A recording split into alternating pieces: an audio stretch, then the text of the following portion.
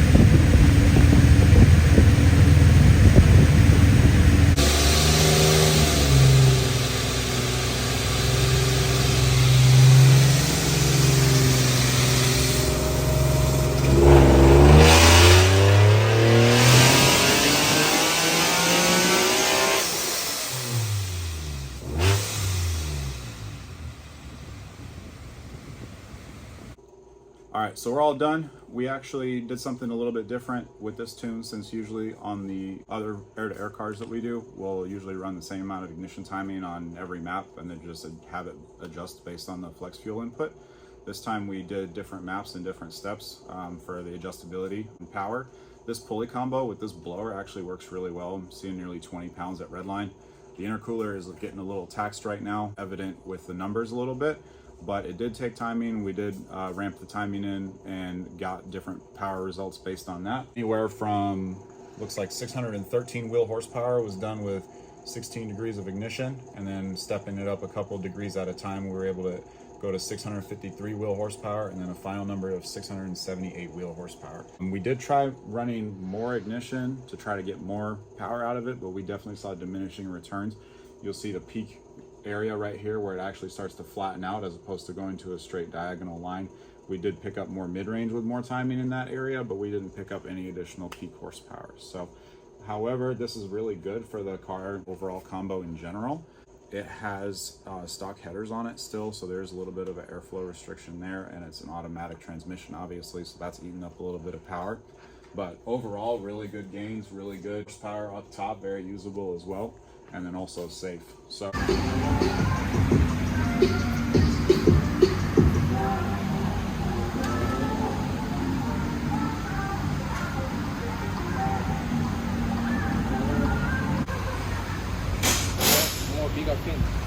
yeah.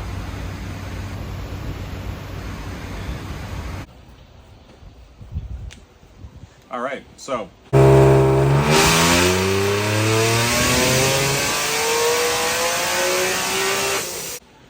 couple updates on this car to continue where we left off before.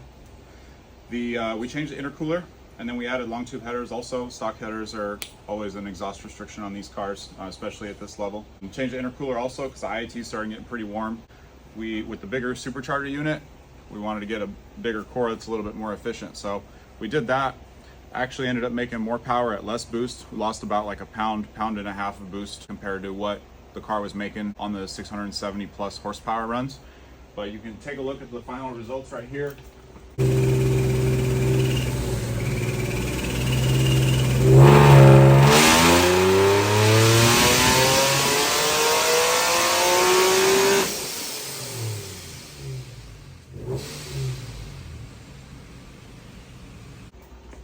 So the yellow graph shows final numbers of 713 wheel horsepower and 490 torque. Really good gains for these mods, and really nice to have to see that, you know, 700 wheel horsepower, supercharged car, stock motor. The torque is still under 500 foot-pounds, which is kind of a combination of just partially the tuning strategy and also partially the bigger supercharger unit takes a little bit longer to ramp the boost in. You have to change the spring again because it is surging a little bit, so we'll do that. You can hear it in the video. And yeah, I mean, this setup seems pretty stout, so I'm looking forward to seeing how it rips on the street. The rear drive setup is actually really good with this supercharger unit also, because it's aggressive enough to make 700 wheel, but it's also not throwing belts off or doing any crazy shit like that. We've had some cars in the past with superchargers that are either running a bigger head unit or really small pulleys, and the pulley alignment kind of gets messed up, or the bracket starts flexing and then it starts throwing belts every few pulls. But this has been pretty rock solid the entire time we've been tuning it. So really great results overall. I appreciate Robert for letting me do some testing on his car with this supercharger unit. So it's going to be running really well. And if you guys have any questions, just let me know. Thanks.